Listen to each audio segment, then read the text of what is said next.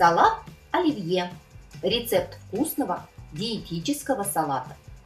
Полный состав блюда смотрите по ссылке под видео. Как приготовить оливье так, чтобы он был и диетическим, и вкусным? В традиционном виде состав ингредиентов салата оливье делает его непригодным для похудения. Но мы так привыкли к его родному вкусу, и как-то под Новый год я придумала новое оливье. Да такой, что знакомый утверждает, что у этого диетического оливье вкус получился очень даже похож на традиционный. Я заменила картошку на молодой кабачок в сыром виде. Сырые овощи помогают похудению, так как на их переработку организм тратит даже больше энергии, чем они могут дать. И организму приходится распаковывать жировые запасы.